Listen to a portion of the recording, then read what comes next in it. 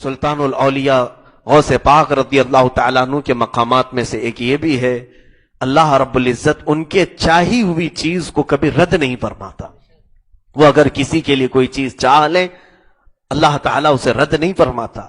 غوث پاک رضی اللہ تعالیٰ عنہ آپ کی ایک عادت کریمہ یہ بھی تھے کہ آپ بڑے قیمتی اور اچھے قسم کے جبے پہنا کرتے تھے، بہت قیمتی جبے ہوتے تھے۔ اس وقت کے متعلق فرمایا گیا آپ کا ایک جبہ 40,000 درہم کا ہوتا تھا۔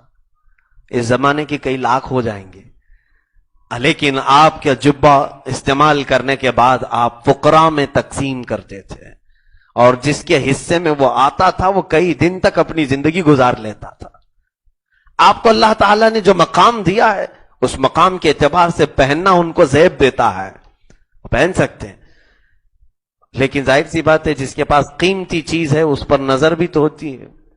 ایک مرتبہ آپ کے دولت خانے پر دوپہر کا وقت ہے، آپ آرام فرما ہیں، آپ کا جبہ چوری کرنے کے لیے ایک چور داخل ہو گیا، اندر آ گیا، آپ محو خواب ہیں، آنکھیں بند کیے ہوئے، چور ہلکے قدموں سے اندر داخل ہوا اور دروازے کی اوٹ پر آپ کا جبہ لگا ہوا تھا، وہ اٹھانا ہی چاہ رہا تھا کہ اچانک دروازے پر کسی کے آنے کی خبر ہو گئی، کسی کے قدموں کی آہٹ آ گئی، جلدی سے یہ دروازے کے پیچھے چھپ گیا، کوئی تو آ رہا ہے۔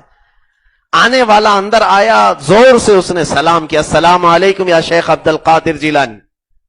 آپ آنکھ کھولتے ہیں اور کہتے ہیں وعلیکم السلام، آپ پر بھی سلامتی ہو۔ آنے والے کون تھے؟ وہ حضرت خضر علیہ السلام تھے، سیدنا خضر علیہ السلام۔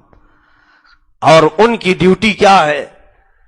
جہاں جس جگہ پر بھی پوری کائنات میں آپ کو یہ ہو سکتا ہے خبر نہ ہو، معلوم نہ ہو، آج بھی اللہ کے اولیاء زندہ ہیں، اور یہ حدیث پاک میں ہے اگر سارے اولیاء زمین سے چلے جائیں تو زمین سے سبزہ اگنا بھی بند ہو جائے گا، زمین سے سبزہ اگنا بند ہو جائے گا۔ آپ بھی زمین سبزے اگاتی ہے، اس کا مطلب ہے اولیاء ہیں۔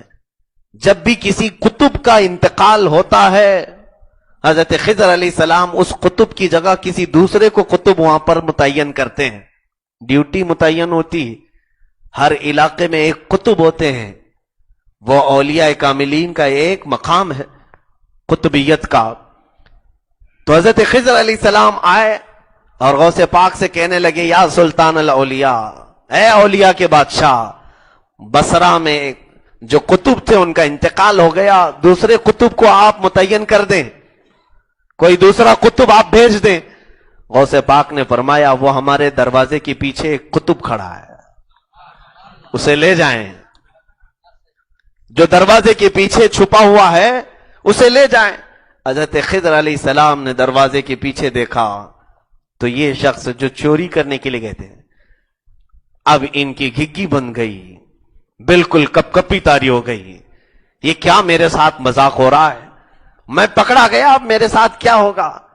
حضرت خضر علیہ السلام اس کا ہاتھ پکڑ کر کے باہر لاتے ہیں، وہ جبہ چھپایا ہی ہے، ابھی غوث پاک کا جو جبہ چرایا تھا وہ بغل میں چھپایا ہی ہے، ابھی بھی رکھا ہے۔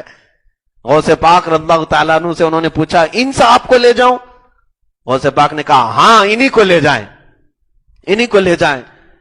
وہ رونے لگ گیا اور کہا کہ سلطان الاولیاء مجھے معاف کر دے، میں غلط نیت سے آپ کے گھر داخل ہوا تھا، میں غلط نیت سے آپ کے گھر داخل ہوا تھا، مجھے معاف کر دیں۔ غوث پاک رضی اللہ تعالیٰ عنہ نے فرمایا اللہ کا کوئی ولی مذاق نہیں کرتا، میں جو کہہ رہا ہوں وہ حق ہے، اللہ رب العزت تجھے وہ مقام عطا کرے گا، تو توبہ کر اور جا اس مقام پر۔